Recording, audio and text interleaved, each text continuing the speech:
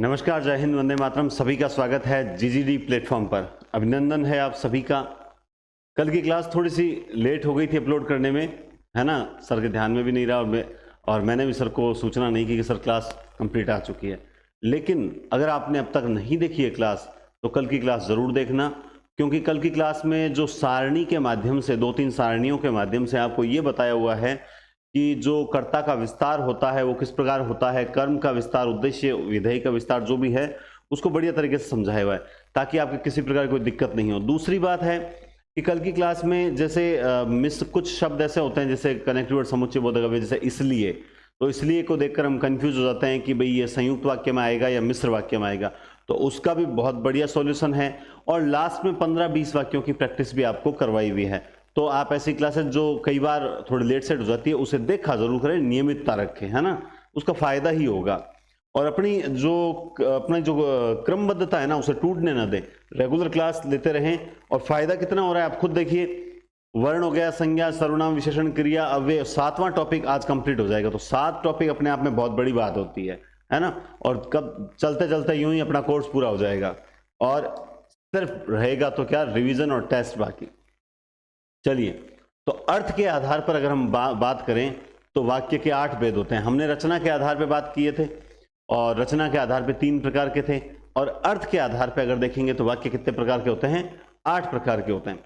सबसे, ये बहुत सरल है, सबसे पहला जो होता है उसका नाम है कथनात्मक। क्या नाम है उसका? कथनात्मक नाम है। उसे क्या बोलते हैं अपन? कथन प्लस आत्मक। इसका सीधा सीधा मतलब हो गया कि सामान्य कथन, सामान्य जो कथन होते हैं जिन्हें हम सार्वभौमिक सत्य कहते हैं, यूनिवर्सल ट्रुथ कहते हैं, जो सुनते ही तुरंत समझ में आ गया, और सिंपल सी जो एक साधारण सी बात होती है, सूर्य पूर्व में उदय होता है, मोहन अच्छा लड़का है, वह नाच रही है, माताजी खाना पका रही है, पिताजी अखबार पढ़ रहे हैं, जो सीधे सीधे सरल वाक्य होते हैं वो सारे इसी में आते हैं। इन्हें, इसका दूसरा नाम है विधानवाचक, विधानार्थक भी कहते हैं, विधानवाचक कहते हैं। क्या है? सामान्य कथन अथवा किसी वस्तु या व्यक्ति की जो स्थिति अथवा उसकी अवस्था का बोध कराने वाले वाक्य कथनात्मक वाक्य कहलाते हैं। जैसे सूर्य पूर्व में उदय हो रहा है, छात्राएं नृत्य कर रही है, एकदम सिंपल सिंपल जो कथन होंगे ना वो आते हैं कथनात्मक में, है ना। ठीक है, आगे देखते हैं। अब है नकारात्मक या निषेधवाचक, जिन्हें बोला जाता है उनके बारे में। जिन वाक्यों में किसी कार्य के निषेध, बस हमने उसमें अव्यय में नहीं पढ़ा था, न, नहीं, मत पढ़ा था ना, तो वैसे ही इसमें भी आपको कहीं ना कहीं किसी कार्य का निषेध या फिर नकारात्मकता आपको देखने को मिलेगी। जैसे कल मत आना, तो यहाँ पे निषेध किया गया है, मैं आज नहीं आऊंगा, तो यहाँ पर भी बताया कि भाई जो कोई काम है वो संपन्न नहीं होगा। तो नकारात्मक शब्द से ये बहुत अच्छे से समझ में आ जाते हैं। फिर होता है आज्ञार्थक या विधिवाचक। जो तीसरा होता है वो होता है आज्ञार्थक या फिर विधिवाचक। इसके बारे में क्या है? जिन वाक्यों में आज्ञा हो, निर्देश हो, प्रार्थना हो। आपने क्रिया पढ़ी थी ना, एक आज्ञार्थक क्रिया, आज्ञार्थक पढ़ी थी, प्रार्थना, आज्ञा, निर्देश या विनय आदि का भाव होता है, वहां ये वाक्य होता है। जैसे किसी वाक्य में है कि सर कृपया एक कविता सुनाइए, तो इसमें क्या हो जाता है, इसमें ये आज्ञार्थक वाक्य होगा। या बोल दिया कि जैसे मान लो आदेश दे दिया कि आप सभी बाहर बैठिए, तो इसमें क्या हो गया, आज्ञार्थक वाक्य हो गया, है ना। या फिर निर्देश हो गया, जैसे सभी अपना अपना काम करेंगे, ये क्या एक तरह से आज्ञा भी है और इसमें निर्देश का भाव है कि भाई सबको निर्देश दिया हुआ है कि सब अपना अपना काम करेंगे। कृपया आप बाहर बैठिए, ये प्रार्थना की गई, क्योंकि कृपया है ना, ये कृपया आप बाहर बैठिए, तो ये प्रार्थना हो गई, ये आदेश नहीं है, क्योंकि रिक्वेस्ट की जा रही है। तो ये सारे क्या होते हैं, आज्ञार्थक या विधिवाचक। सब सरल हैं, बस रचना के आधार पर जो वाक्य थे ना वही समझने पड़ते हैं, बाकी ये बिल्कुल सरल हैं। अभी इसके बाद में वाक्यगत अशुद्धियां भी हम करेंगे आज की क्लास में ही। प्रश्नवाचक क्या होते हैं आप समझ गए होंगे, जिस वाक्य में प्रश्नात्मक मतलब प्रश्नबोधक भाव हो, या कि कोई प्रश्न किया जाए या किसी से कोई बात पूछी जाए, है ना। तुम्हारा क्या नाम है, वह पढ़ने कब जाओगे, वहां पढ़ने कब जाओगे, वहां पढ़ने कब जाओगे, तुम क्या कर रहे हो, तुम कब आए, तुम कहाँ जाओगे। इस तरह के जो प्रश्नवाचक वाक्य होते हैं, आगे क्वेश्चन मार्क चिन्ह लगा हुआ होगा और आपको देख के पहचानना है। कोई दिक्कत नहीं। अब आता है इच्छावाचक या इच्छार्थक वाक्य। इसमें क्या होता है, वक्ता बोलने वाला जो होता है उसकी इच्छा होती है। जैसे ईश्वर करे आप सभी का सिलेक्शन हो, ये मेरी इच्छा है। अब कई बार सामने वाले की इच्छा होती नहीं है कि उसे सिलेक्शन करवाना होता, तो वो पढ़ता ही नहीं है, तो वो तो मैं कह नहीं सकता। बाकी मेरी इच्छा क्या है या हमारी इच्छा क्या है कि ईश्वर करे आप सब मेहनती अभ्यर्थियों का सिलेक्शन हो, ये हम लोगों की इच्छा है। वक्ता की इच्छा, आशा अथवा आशीर्वाद को व्यक्त करने वाले वाक्य जो हैं वो इच्छावाचक वाक्य कहलाते हैं। जैसे आपकी यात्रा मंगलमय हो, रोडवेज बसों पे लिखा होता है ना, आपकी यात्रा मंगलमय हो। लेकिन कई बार रोडवेज की इच्छा है कि आप जो सफर कर रहे हो, यात्रा कर रहे हो, वो आपका बड़ा शुभ जाए और मंगलमय हो। कई बार ड्राइवर की इच्छा नहीं होती है तो गड़बड़ हो जाती है। तो कुल मिला के हम सब की इच्छा होती है कि भाई आपकी यात्रा मंगल में हो, आपके जीवन में सब मंगल में हो, आपका सिलेक्शन हो, आपके घर में खुशियां आए, ये हमारी इच्छा है। लेकिन आप लोगों की भी इच्छा होनी आवश्यक है। नव वर्ष मंगलमय हो, है ना, नव वर्ष मंगलमय हो, भगवान करे सबका चयन हो, आप सबका चयन हो, ये क्या है, हमारी इच्छा है। तो जहां जिन वाक्यों में ये मतलब भाव पे डिपेंड करते हैं, अर्थ, ये किस आधार पे डिवाइडेशन है, वर्गीकरण है, अर्थ के आधार पे। उस वाक्य का अर्थ क्या निकल रहा है, उस वाक्य का अर्थ सामान्य है क्या, उस वाक्य का अर्थ नकारात्मक है क्या, उस वाक्य का अर्थ प्रश्नवाचक है क्या, उस वाक्य का अर्थ अज्ञार्थक है क्या, उस वाक्य का अर्थ इच्छार्थक है क्या, बस अर्थ पे डिपेंड करना है। मैं हमेशा बोलता हूं कि किसी भी चीज में आप एक चीज को पकड़ के चलो, गलत होगा नहीं। आप इस चीज को पकड़ लो, ये सारे अर्थ के आधार पे हैं। यानी हर वाक्य की जो बाहरी रूपरेखा काम नहीं आएगी, उसका अर्थ समझ में आना चाहिए। अर्थ समझ में आ गया, आप निकाल लोगे, है ना।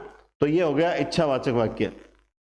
अब है विस्मयादिबोधक। तो इसमें तो आप जानते हैं कि विस्मय का भाव रहेगा पढ़ते ही, है ना। इसे उद्गारवाचक कहते हैं। उद्गार का क्या मतलब होता है, भाव।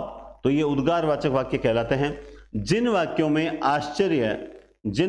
आश्चर्य यानी विस्मय, हर्ष, शोक, घृणा आदि के भाव व्यक्त हों, उन्हें विस्मयादिबोधक वाक्य कहते हैं। उन्हें क्या कहते हैं, विस्मयादिबोधक वाक्य कहते हैं।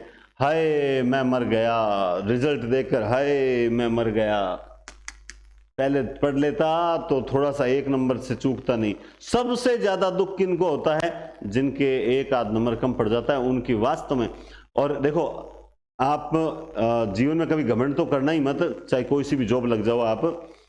और जैसे एक वाक्य बताता हूँ, अभी कल परसों के हमारे प्रिंसिपल, वाइस प्रिंसिपल हैं, उनसे चर्चा हुई, तब उन्होंने बहुत अच्छी बात कही कि देखो, हमें और जो कंपटीटर है उसमें फर्क कितना है। हमने 5 क्वेश्चन ज्यादा सही कर दिए और हम आ गए इस लाइन के इस साइड आ गए, और किसी ने 5 क्वेश्चन जो हैं वो कम सही हो गए, पेपर अटेंड नहीं कर पाया, इसलिए वो उस पीछे वाले मतलब लाइन के उस साइड रह गया। तो कभी इस आधार पे कभी किसी को नीचा ना दिखाया जाए, किसी के ज्ञान पर क्वेश्चन मार्क ना उठाया जाए, है ना। तो पद वगैरह ये सारी चीजें जो होती है मायने नहीं रखती है। जरूरत क्या होती है, आपका नॉलेज कितना है, आपको आता कितना है, आप पेपर अटेंड करना कैसे जानते हो, आपकी स्मार्टनेस होती है, वो मायने रखती है। और आप में से कई अभ्यर्थी बहुत इंटेलिजेंट हो गए, मैं ये मानता हूं, जो शुरुआती लेवल से जैसे 10वीं 12वीं से लेकर 90% बना के आए होंगे। लेकिन अब कंपटीशन जब आता है तब असल में पता चलता है दिक्कत क्या होती है। अब 45% जो 10वीं में लाया था उसकी स्किल बहुत अच्छी है पेपर अटेंड करने की, वो तो फटाफट जो है समझ रटा और पेपर अटेंड कर लेता है। 90% वाला ज्यादा सोचने के चक्कर में अपना नुकसान कर लेता है। तो थोड़ा सा इस बात पर विचार करें, पेपर अटेंड करना आना चाहिए। और आज तारीख हुई है 7-8 हो गई है ना, 8 हो गई। 16 या 17 तारीख से एनडीसी क्लासेस पर अपन प्रश्नोत्तरी स्टार्ट करने जा रहे हैं। तो उस वक्त आप प्रश्नोत्तरी भी बराबर दें, इधर अपना कोर्स चलता रहेगा, उधर प्रश्नोत्तरी होती रहेगी, है ना। तो प्रश्नोत्तरी स्टार्ट करने जा रहे हैं और उसमें अच्छे अच्छे क्वेश्चन का कलेक्शन है। आप लोगों को कोशिश करनी है कि जो भी आधा घंटा 30-40 क्वेश्चन की क्लास हो वो आपको रेगुलर देखनी है। उसमें व्याख्या होगी और एक एक चीज यहां समझी हुई होगी, तो मैं आपको याद भी दिलाऊंगा, देखो मैंने उस क्लास में आपको ये बात बोली थी, तब आपके मतलब मैं आपको रिवाइज करवाऊंगा, रिकॉल करवाऊंगा। तो आप याद रखें, एनडीसी क्लासेस को भी सब्सक्राइब करें और प्रश्नोत्तरी के लिए भी तैयार रहें, क्योंकि हमें इस बार सिलेक्शन लेना है, हमें इस बार सिलेक्शन लेकर ही रहना है। निपात जोड़ दिया ना मैंने, लेकर ही रहना है, कुछ भी हो जाए। और एक छोटी सी रिक्वेस्ट, 1 मिनट और लूंगा, आप ये मत सोचना सर मैं ज्यादा समय अभी रिजल्ट आने वाले हैं 10वीं के 12वीं के, और अभी आ भी रहे हैं, सुनने में आ रहा है। कल मैंने एक न्यूज़ देखी थी, 10वीं 12वीं के बच्चे हैं फेल हो जाते हैं। कुछ लोग देखो जो पढ़ते ही नहीं है ना पूरे साल, वो तो फेल हो जाए तो भी कोई नहीं हुआ, मस्त है, आराम से मस्ती में आनंद लेते हैं, उनको टेंशन नहीं। कुछ लोग जो भीरू प्रवृत्ति के होते हैं और जो मतलब अंतर्मुखी स्वभाव के बच्चे होते हैं आप लोगों के घरों में, तो उन बच्चों को अगर फेल वेल हो जाते हैं, नंबर कम आते हैं, तो कृपया करके उनको टॉर्चर कभी ना करें। ये मेरी एक रिक्वेस्ट है, आप इसे माने या ना माने, 10वीं 12वीं के रिजल्ट आने वाले हैं। आप कोई अगर मान लो अंतर्मुखी स्वभाव के बच्चे हैं, उनके नंबर मार्क्स कम आ जाते हैं, तो उन बच्चों के साथ ज़्यादा समय बिताएं, उनको अकेला ना छोड़ें, उनके साथ उनको यही एहसास दिलाएं कि कुछ नहीं, ये जस्ट डिग्री, कुछ नहीं, कागज़ है और कुछ नहीं है, असली कंपटीशन बाद में स्टार्ट होगा, कोई बात नहीं इसमें कम आया, अभी तुझे आगे और बढ़ना है, बस तू चलता जा, रुक मत। तो उनको मोटिवेट करें, याद रखें, उनको अकेला बिल्कुल भी ना छोड़ें, क्योंकि कल भी एक मैंने देखा, एक बच्ची ने जो है इस प्रकार का कदम उठाया, 10वीं पास जो है 10वीं का रिजल्ट आया था शायद। तो आप लोग इस चीज़ को समझे। हम सोचते हैं कि अरे नहीं हमारे वाले तो ऐसा नहीं है, ऐसा नहीं, देखो कहीं पर भी किसी के, तो थोड़ा सा विशेष ध्यान रखें। ये मेरी एक आपसे गुजारिश है, क्योंकि जब ऐसी न्यूज़ देखते हैं ना तो दिल दहल जाता है कि छोटे छोटे बच्चे आज सहन शक्ति नहीं है ना, और अपने में देखो लगातार कंपटीशन दे रहे हैं लेकिन हिम्मत नहीं हारते, क्योंकि एक जो मोटिवेशन होता है ना, हमें पता है कि हमें कुछ करना है, ठीक है कंपटीशन है, कोई बात नहीं, एक बार नहीं वो दूसरी बार ट्राई करेंगे, जब तक सिलेक्शन नहीं होगा ट्राई करते रहेंगे। तो विस्मयादि बोधक, हाय मैं मर गया, आहा कैसा सुंदर दृश्य, घूमने के लिए गए और कहा आहा कैसा सुंदर दृश्य, है ना। अच्छा तुमने भी स्नान कर लिया, ओहो क्या बात है। वैसे लोग तुम आम करते नहीं हो स्नान, लेकिन अच्छा तुमने भी स्नान कर लिया। फिर आता संदेहवाचक। ये संदेहवाचक वही है जो आपने रचना के आधार पे जो कार्य कारण पढ़ा था ना, ये सेम वही वाक्य है। इसको यहाँ पे, अच्छा ये नहीं, ये नहीं है, ये नहीं, ये नहीं है, ये नहीं है, अभी गलत बता देता, वो आगे आएगा, 8वां है, 8वें नंबर पे। संदेहवाचक में क्या होता है, मतलब प्राय संदेह की भावना अंत तक बनी रहती है, संदेह की भावना अंत तक बनी रहती है, समाप्त नहीं होती।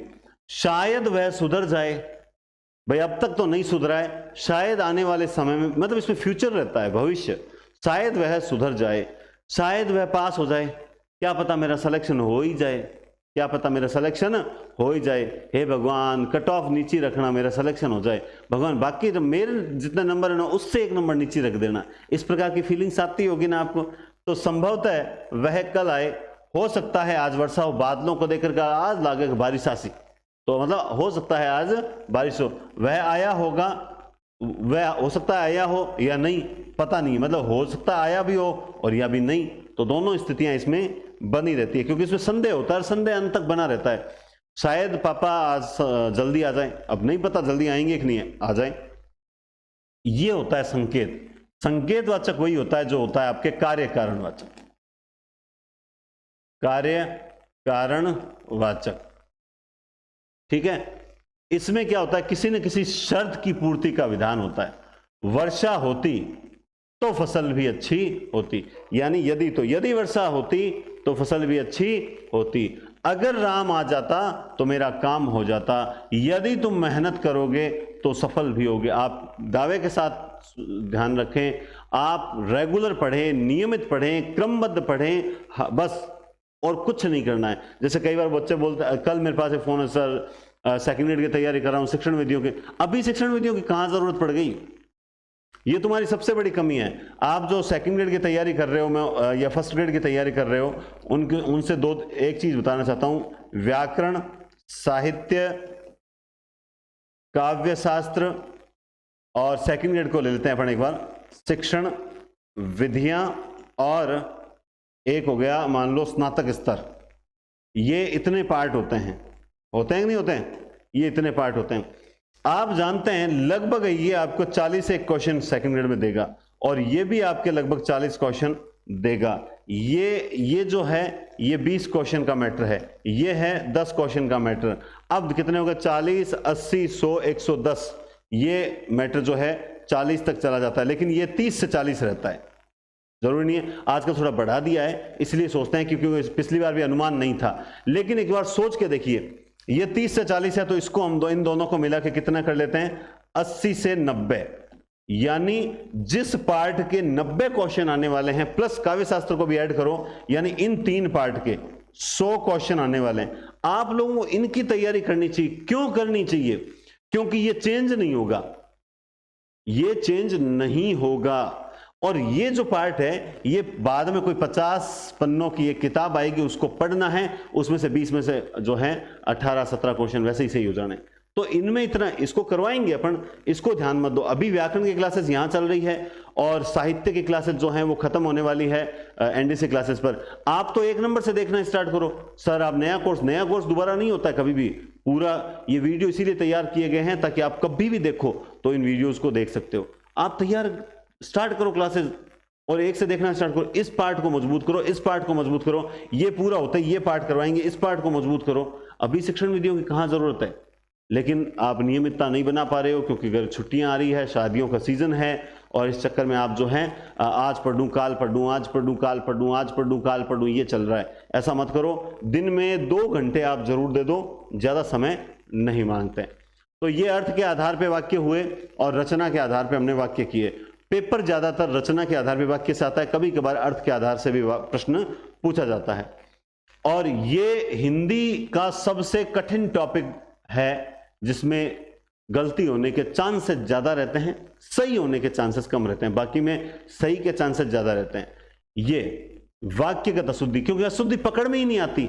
अच्छा सर, अशुद्धि पकड़ में क्यों नहीं आती? क्योंकि व्याकरण का ज्ञान नहीं होता। व्याकरण का ज्ञान नहीं होता तो अशुद्धि पकड़ में नहीं आएगी ना। आपको पता ही नहीं है कि कौन सी जो है वो क्रम से रखना है, किस प्रकार से। शब्द शुद्धि के साथ वाक्य शुद्धि का भी महत्वपूर्ण स्थान होता है। वाक्य में अनावश्यक शब्द, देखो कई बार क्या होता है, वाक्य में अनावश्यक शब्द आ जाते हैं जिनकी जरूरत नहीं रहती। कई बार अनुपयुक्त शब्द आ जाते हैं जो वाक्य में प्रयुक्त नहीं होने चाहिए थे। कई बार वाक्यों में सही क्रम नहीं होता, यानी उसकी अन्विति जो होती है वो सही नहीं होती है। कई बार वाक्य में जो लिंग वचन कारक होते हैं वो गलत तरीके से दिए हुए होते हैं, है ना।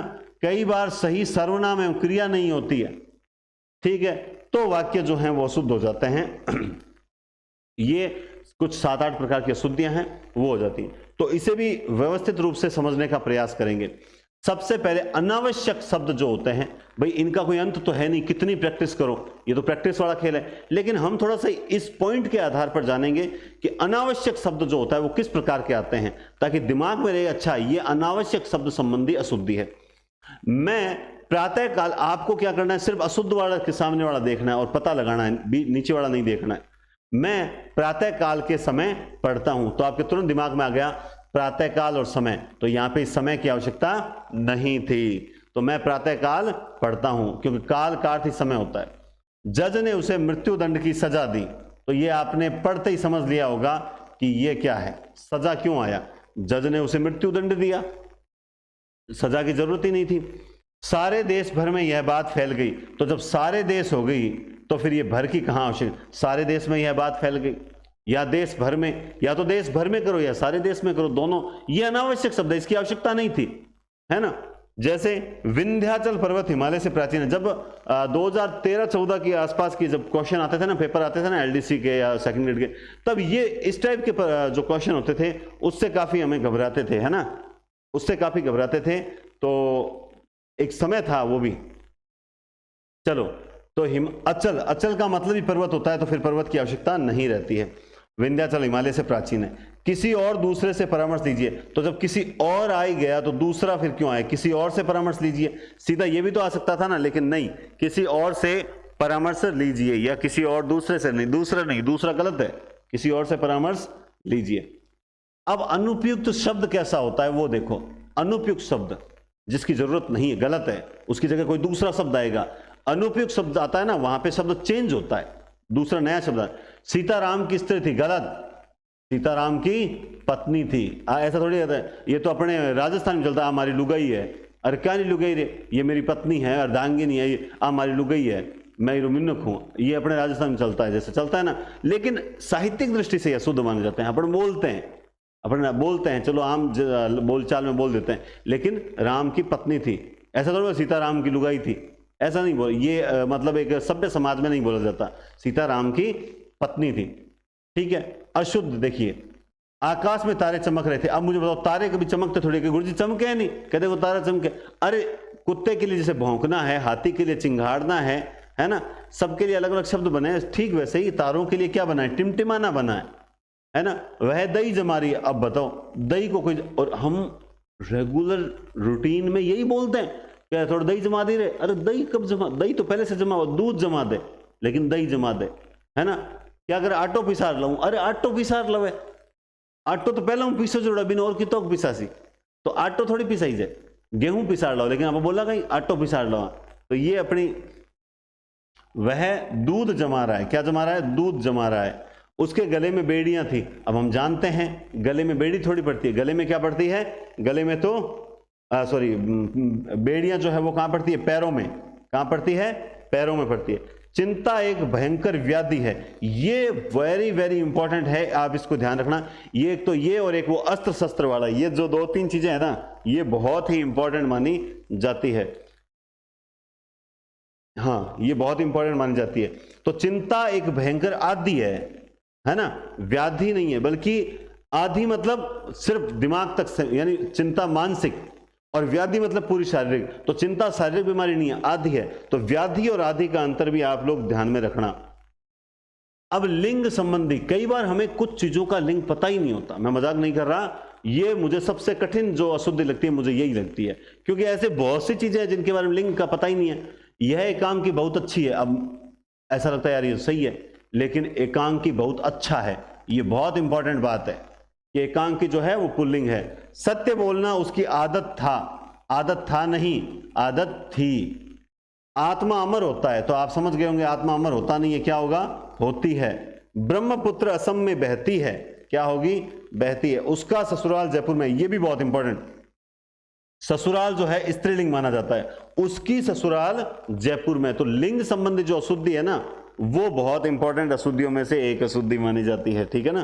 तो लिंग संबंधी अशुद्धि जो है वो इंपॉर्टेंट है।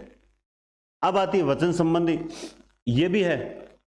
वृक्षों पर कौवा बोल रहा है, अरे यार इतने सारे वृक्षों पर एक कौवा, वृक्ष पर कौवे बोल रहे हैं, ये तो मेरे बात समझ में आती है, या वृक्ष पर कौवा बोल रहा है, ये बात मेरे समझ आती है, लेकिन वृक्षों पर कौवा बोल रहा है, तो आपने यहां बहुवचन लगा दिया, यहां बहुवचन लगा दिया, जबकि कौवा एक है।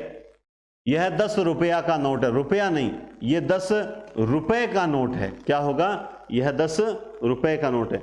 अब देखना हिंदी और अंग्रेजी, एक बात ध्यान रखना, एक बात ध्यान रखना, ये देखो हिंदी और अंग्रेजी मेरी भाषाएं हैं, यहां पे बहुवचन हो जाएगा, लेकिन अगर यूं आ जाए ना, हिंदी या अंग्रेजी उसकी भाषा है। अब याद रखना भाषा, सिर्फ यहां भाषा ही आएगा, भाषा ही नहीं आएगी, क्योंकि जब विकल्प हो गया तब यहां पर हमेशा एक वचन रहेगा, लेकिन जब आप जोड़ोगे समानाधिकरण नव्य से, तब वहां पर क्या होगा, बहुवचन हो जाएगा, क्योंकि अब यहां पे दोनों कमांड की बात कर रही है, अब यहां विकल्पात्मक है, इस बात को भी ध्यान रखना। तो हिंदी और अंग्रेजी मेरी भाषाएं हैं। प्यास के मारे उसका प्राण निकल गया, आपको पता है प्राण बहुवचन शब्द है, तो प्राण निकल गए होगा। विधि का नियम बड़ा कठोर होता है, तो विधि का नियम बड़ा कठोर, या विधि के नियम बड़े कठोर होते हैं, तो इसमें तो खूब गलतियां हैं। विधि के नियम बड़े कठोर होते हैं, इस प्रकार से आएगा, विधि के नियम बड़े कठोर होते हैं। अब ये क्रम भंग संबंधी अशुद्धि, जिसमें सब अभ्यर्थियों का मन लगा रहता है, प्लेट में रखकर बिस्कुट खिलाओ, है ना, वही चीजें। तो देखिए यहां पर शुद्ध गाय का घी मिलता है, बताओ, गाय भी शुद्ध होनी चाहिए, यहां पर शुद्ध गाय का घी मिलता है या गाय का शुद्ध घी मिलता है, बस इस बात को समझना। क्रम, हनुमान पक्के राम के भगत थे, हनुमान राम के पक्के भगत थे, ये होना चाहिए, लेकिन क्रम भंग कर देता है। इसे जो है ना क्रम भंग संबंधी, हम जब काव्य शास्त्र में एक दोष पढ़ेंगे, उस दोष में इस प्रकार के उदाहरण आते हैं, पैसे दे दो 5 नहीं तो 10 ही दे दो, उसमें आता है ना, पैसे दे दो 5 नहीं तो 10 ही दे दो, अर्थात 5 रुपए दे दो, अगर 5 नहीं तो 10 ही दे दो। पढ़ते हैं नहीं पढ़ते हैं। एक और भी आता है, आपने सुना होगा, नृप मोको है दीजिए अथवा मत गजेंद्र, नृप मोको है दीजिए अथवा मत गजेंद्र, है ना। इस तरह का क्रम भंग संबंधी काव्य दोष में कैसे, विश्व में लीला निरंतर कर रहे मानवी, ये होती है काव्य दोष की अशुद्धि। काव्य दोष में जो अशुद्धि होती है, विश्व में निरंतर लीला कर रहे मानवी, विश्व में मानवी निरंतर लीला कर रहे हैं, इस प्रकार से होना चाहिए। तो क्रम भंग संबंधी अशुद्धियां काव्य में भी आती है, जो हम काव्य दोष में पढ़ते हैं। और हाँ, तो हनुमान राम के पग के भगत थे, स्वामी दयानंद का देश आभारी रहेगा। तो यह देश स्वामी दयानंद का आभारी रहेगा। एक बात और बता दूं, देखो कर्ता, ठीक है, और कर्म, ठीक है, और क्रिया, बात को समझ जाना। छोटी सी बात बता रहा हूं मगर गहराई वाली। कर्ता वाक्य के प्रारंभ में आता है, आप जानते हैं। हाँ, इस कर्ता का किसी संबंध होगा तो वो आगे आ जाएगा, जैसे मोहन का भाई, ठीक है, वो आप समझ गए होंगे। बाकी जो कारक होते हैं ना, वो हमेशा कर्म और कर्ता के बीच में आते हैं। जैसे कमरे में पेन रखा है तो कमरा क्या स्थान हो गया, है ना। चाकू से फल काटा तो चाकू से, कोई भी कारक होता है तो कर्म से हमेशा पहले आता है। बात मेरी समझ में आ रही है। वाक्य में जैसे वह फल खा रहा है, तो यहां पे कर्म क्या है, फल। अब मान लो हमें यह बताना है कि वो चाकू से काट कर फल खा रहा है, तो चाकू से यहां आएगा। अगर यूं हो जाए ना, वह फल चाकू से काट कर खा रहा है, गलत होगा वो, ये चाकू से यहां आएगा। या वो मान लो कमरे में खा रहा है, तो वह कमरे में फल खा रहा है, तो कमरे में अधिकरण कारक यहां आएगा। मतलब कर्ता और कर्म के बीच में आते हैं कारक। बाकी कारक जो होते हैं कर्ता और कर्म के बीच में आते हैं। थोड़ा सा ध्यान में रहेगा ना तो कभी गलत नहीं करोगे। चलिए, सीता के गले में एक मोतियों का हार है, तो देखिए क्या होगा, सीता के गले में मोतियों का एक हार है, तो ये क्या है, हाँ, एक मोतियों का कैसा हार होता है, मोतियों का एक हार होता है। वे पुराने कपड़े के व्यापारी हैं। पुराने कपड़े का भी कोई व्यापारी होता है, हमने नहीं सुना। नहीं सर, होता है ना, हमारे मार्केट में पुरानी किताबों को खरीदता है। नहीं, ये वे कपड़े के पुराने व्यापारी हैं, इस तरह से होगा। तो ये भी जरूर याद रखें। कारक संबंधी अशुद्धियां कैसी होती है, चलिए अब देख लेना। कारक संबंधी, देशभक्त बड़ी बड़ी यातनाओं को सहते हैं, देशभक्त बड़ी बड़ी यातनाओं को। तो अब यहां पे आप जानते हैं कि हर जगह विभक्ति नहीं आती, कहीं कहीं बड़ी बड़ी यातनाएं सहते हैं। कई बार कारक की विभक्ति अनावश्यक आती है, जैसे वह मेरे को बुला रहा है, तो मेरे को थोड़ी, वह मुझे बुला रहा है, वह मुझे बुला रहा है। जैसे दवा रोग को समूल से नष्ट करती है, दवा रोग को समूल से नष्ट करती है, दवा रोग को समूल नष्ट करती है। स का मतलब ही हो गया कि मूल सहित नष्ट करती है, समझ गए। उसने पत्नी का गला घोंटकर मार डाला, तो उसने पत्नी का गला घोंटकर या उसने पत्नी को गला घोंटकर मार डाला, नहीं सॉरी, उसने पत्नी का, हाँ, उसने पत्नी का गला घोंट डाला, कर गला घोंट कर मार डाला, इतनी क्रियाओं की आवश्यकता ही नहीं थी। उसने पत्नी का गला घोंट डाला, गला घोंट डाला मतलब मार डाला। ये भी अच्छा वाक्य भाई, ये भी अच्छा है, क्योंकि इसके शुद्ध दूसरे तरीके से भी निकल रहा है। उसने न्यायाधीश को निवेदन किया, तो कभी भी, हाँ ये बहुत इंपॉर्टेंट बात बता रहा हूं, याद रखें, कभी भी निवेदन या प्रार्थना जो रिक्वेस्ट होती है वहां पर हमेशा से आता है। क्या आता है, से। जैसे उसने प्रधानाचार्य से निवेदन किया, को नहीं होता है, प्रधानाचार्य से होता है, न्यायाधीश से होता है, बड़े अधिकारी से होता है, ये याद रखना। आज संसद में बजट के ऊपर बहस हुई, के ऊपर, बजट पर बहस होने लगी, यूं होना चाहिए। तो कई बार अनावश्यक कारक की विभक्तियां आ जाती है, कई बार गलत कारक की विभक्तियां आ जाती है, तो वहां पर भी हमको ध्यान रखना पड़ेगा। सर इसका और कोई तरीका बताओ, इसको ये गलत हो जाता है हमारे। मैं इसका एक ही तरीका बताता हूं, जिस भी किताब में, गाइड में आपको इस प्रकार के अशुद्ध मिले वाक्य, उनको पढ़ो और उसका शुद्ध भी पढ़ो। अशुद्ध पढ़ो, शुद्ध पढ़ो, अशुद्ध पढ़ो, शुद्ध पढ़ो। ये प्रैक्टिस वाले टॉपिक है। आप जितना ज्यादा, जैसे वोकैब है, विलोम शब्द है, एकार्थी, अनेकार्थी है, पर्यायवाची है, इनकी शॉर्ट ट्रिक क्या है, इनकी शॉर्ट ट्रिक एक है, पढ़ते जाओ पढ़ते जाओ पढ़ते जाओ, ये ट्रिक है। क्योंकि सोचिए, इनका कोई अंत तो है नहीं, ठीक है। एक पेपर में आता है ना, उसका अंत है कि उससे ज्यादा वो पूछते नहीं है। कई बार को कोई नया निकाल के लाते हैं। तो अब मान लो 100 प्रश्न में से अगर मान लो 10 प्रश्न वो खतरनाक लेके आ गए, कोई बात नहीं, आपकी तैयारी 90 वाली तो थी, 90 वाली तो थी ना, 90% से ऊपर वैसे ही कट ऑफ नहीं जाती है, तो तुम तो 90 ही ले आओ, छोड़ दो वो जो, और ये 10% हो गए ना, किसी को नहीं आते हैं, फिर वो सारे गलत करते हैं। 15 नंबर, सर्वनाम संबंधी अशुद्धि देखते हैं। मेरे को 100 रुपये की आवश्यकता है, मेरे को या मुझे, बस इस ये है ना। अब जैसे यहां पर कोई बोलेगा सर ये सर्वनाम संबंधी अशुद्धि लग रही है, बिल्कुल अभी मैंने थोड़ा उदाहरण बोल दिया था, वो भी मैंने सर्वनाम का बोल दिया था। ये मतलब सर्वनाम है और यहां पे सर्वनाम गलत प्रयुक्त हुआ, ये सही सर्वनाम मुझे होगा। मैं उनको मिलकर प्रसन्न हुआ, मैं उनको नहीं, मैं उनसे मिलकर प्रसन्न हुआ, है ना। तो अब आप कहोगे सर ये तो कारक है ना, कारक की नहीं, ये सर्वनाम के जो रूप होते हैं, मैंने आपको बताया था ना रूप होते हैं, जैसे सर्वनाम का जो है कर्ण कारक बहुवचन किया गया, ये रूप है, तो गलत रूप का प्रयोग किया गया।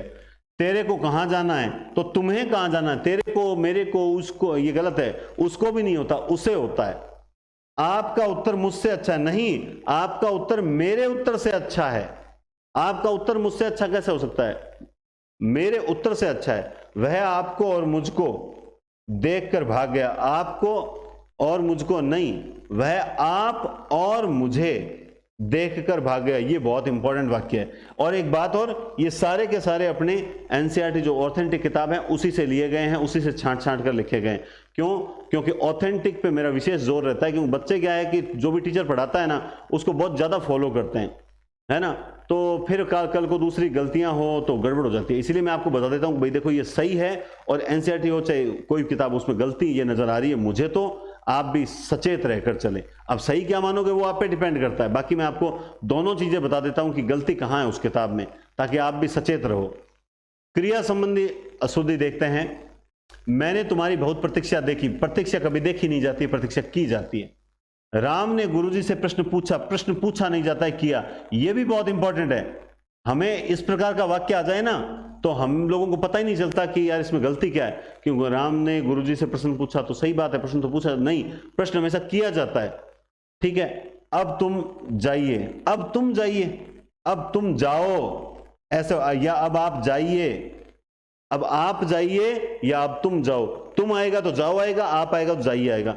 उसने मुझे गाली निकाली, कभी नहीं निकालते हैं गाली। उसने मुझे गाली दी और मैंने ली नहीं, उसने मुझे गाली दी। भीतर प्रवेश करना निषेध है, तो भीतर प्रवेश करना निषेध है, तो प्रवेश तो हमेशा भीतर ही होता है, बाहर कभी प्रवेश होता है क्या? सीधा ही लिख सकते हो कि भाई प्रवेश जो है वो निषेध है। भाई ये कह रहा है भीतर प्रवेश करना निषेध है, तो प्रवेश तो हमेशा भीतर ही होता है, इसकी जरूरत कहां है, इसकी जरूरत कहां है? प्रवेश निषेध है, सीधा इतना सही लिखना था। मुहावरे संबंधी भी अशुद्धियां देखिए, मुहावरे संबंधी अशुद्धियां। पानी पीकर नाम पूछना, पानी पीकर नाम पूछना निरर्थक है। भाई पानी पीकर नाम नहीं, मुहावरा है कि पानी पीकर पूछा था जात कहीं है, तो तू जात अब पूछ रहा है, पानी पी लिया तो पहले पूछता, ताकि पता ही चलता तेरे को भी, है ना, ताकि तुम्हें भी पता चलता कि एकदम प्यासा मरता और यहाँ जमीन पे लोटपोट होने लगता ना, नागिन डांस करना शुरू कर देता, तब तेरे न जात आड़ी आती न कोई बात आड़ी आती। ठीक है, तो पानी पीकर जात पूछना होता है। आजकल भ्रष्टाचार के बाजार गर्म है, भ्रष्टाचार के बाजार गर्म है, भ्रष्टाचार के बाजार नहीं, भ्रष्टाचार का बाजार होता है, भ्रष्टाचार का बाजार गर्म है। कुसंगति से उसके तन पर कालिक पुत गई। कालिक हमेशा कहां पुतती है? बोला सर कालिक तो हमेशा मुख पर, उसके मुख पर कालिक पुत गई। अब क्या मारवाड़ी में क्या काड़ो मुंडो करवा लियो, है ना, अब मारवाड़ी में बोला ना काड़ो मुंडो करवा लियो, वही चीज है। ठीक है, आगे देखो। तेरी बातें सुनते सुनते मेरे कान भर गए। भाई साहब कान भर गए, अरे यार तू चुप हो जा, मेरे कान पक गए। मुहावरा क्या है? कान पक जाना मुहावरा है। मेरे तो सांस में दम आ गया है, सांस में दम आ गया, ये कैसा है? मेरे तो नाक में दम आ गया। क्या होता है? नाक में दम आ जाना, ये मुहावरा होता है, लेकिन मेरे तो सांस में दम आ जाना, तो ये गलत मुहावरों का प्रयोग करते हैं, या मुहावरे का कोई एक शब्द जो होता है वो गलत प्रयुक्त कर दिया जाता है, तब इस प्रकार की अशुद्धियां देखने को मिलती है। अब देखो वाक्यगत अशुद्धियों को समझाने का ये मुझे बेस्ट तरीका लगता है। बाकी जब प्रैक्टिस होती है कि निम्न में से एक वाक्य शुद्ध छांटो, निम्न में से कौन सा एक अशुद्ध वाक्य है, निम्न में से अशुद्ध वाक्य में कौन सा असंगत नहीं, इस प्रकार की प्रैक्टिस जब होती है तब पता चलता है। और उसकी प्रैक्टिस जो है वो बहुत जल्द अपन करवाएंगे, प्रश्नोत्तरी स्टार्ट करेंगे, अगले सप्ताह के आसपास स्टार्ट करने का विचार है एनडीसी क्लासेस पर। और second grade first grade assistant professor net set की जो तैयारी कर रहे हैं, वो साहित्य की क्लासेस जो रात को 8:30-9 बजे होती है वो जरूर देखें। और हिंदी साहित्य के जो आपको पता साहित्य अकादमी पुरस्कार हैं, उनको लेकर एक क्लास जो है वो आएगी 2-3 दिन में। उस क्लास को आप लाइव जरूर देखें, बहुत आनंद आने वाला है। और कल की क्लास में मैंने बहुत अच्छी कविता सुनाई थी, तो आप वो भी देखें, आनंद लीजिए। मैं आपको इस माहौल में, जब पढ़ने का माहौल नहीं है, शादियां हैं, छुट्टियां हैं, इसमें भी आपको हिंदी से जोड़े हुए, सब्जेक्ट से जोड़े हुए रख रहा हूं। ये प्रयास मेरा रह रहा है कि आपकी कंटिन्यूटी नहीं टूटे। मेरा क्या, सर का भी, गौरव सर का भी हमारा प्रयास है कि कैसे भी आप नियमितता बनी रहे। वैकेंसी आने के बाद हमें आपको कहना नहीं पड़ेगा अरे पढ़ो पढ़ो, आप खुद पढ़ोगे अपने आप, है ना। तो ठीक है। संयोजक संबंधी, कई बार संयोजक गलत होता है। जैसा मोहन ने किया, जैसा तुम भी लिखो, जैसा नहीं वैसा। ज्यों ही मैं पहुंचा वह उठ गया, ज्यों ही मैं पहुंचा, तो ज्यों के साथ हमेशा त्यों आता है। क्योंकि वह मोटा है अतः वह धीरे चलता है, तो क्योंकि वह मोटा है वहां अतः नहीं आएगा, इसलिए वह धीरे चलता है। यदि वह रुपया मांगता जब मैं अवश्य देता, जब यदि वह रुपया मांगता तो मैं अवश्य देता। जब राम ने लंका में प्रवेश किया तो बंदरों ने बहुत आनंद मनाया। जब राम ने लंका में प्रवेश किया तब बंदरों ने बहुत आनंद मनाया। तो जब के साथ तब, क्योंकि के साथ इसलिए, ज्यों के साथ त्यों, जहां के साथ वहां। तो कनेक्टिव वर्ड का जो जोड़ा है उस जोड़े में परिवर्तन नहीं आना चाहिए। ये भी अशुद्धियां जो है वो कहलाती है। तो 10 प्रकार की अशुद्धियों को मैंने आपको बताया। अब हम इन 10 प्रकार की अशुद्धियों को जब प्रैक्टिस करेंगे तब जाकर हमारे अच्छे से क्लियर होगा। बूंद बूंद करके घड़ा बढ़ता है। एक एक क्लास आपके लिए इंपॉर्टेंट होगी और निश्चित रूप से आपको ये जो यहां जो पीपीटी में लिखा उससे ज्यादा जो मैं आपको चीज समझा रहा हूं ना, वो चीजें एग्जाम में आपके बहुत ज्यादा काम में आएगी। ठीक है, तो आज की ये क्लास जो है वो वाक्य की क्लास कंप्लीट हो चुकी है बहुत ही शानदार तरीके से। और आज सोमवार है, आज क्लास होगी। अब अपनी नेक्स्ट क्लास जो आएगी, नेक्स्ट टॉपिक जो आएगा वो आएगा गुरुवार को। तो 2 दिन गैप है, नेक्स्ट क्लास गुरुवार को मिलेगी। तब तक पीछे की क्लासेस अगर आपको कोई सही मान लो समझ नहीं आई, उसे रिवाइज करें, दोबारा देखें। लेकिन ये जो वर्ण, संज्ञा, सर्वनाम, विशेषण, क्रिया, अव्यय, वाक्य, 7 टॉपिक हो चुके हैं। 7 टॉपिक पेपर में कम से कम जो है 20 सवाल देकर जाते हैं। ये 20 सवाल का मैटर हो चुका है। इन 20 सवालों को बढ़िया तैयार करें, 2 दिन में बढ़िया रिविजन कर लें, यही मेरा कहना है। ठीक है, तो बहुत बहुत धन्यवाद, टेक केयर और शुभ दोपहर।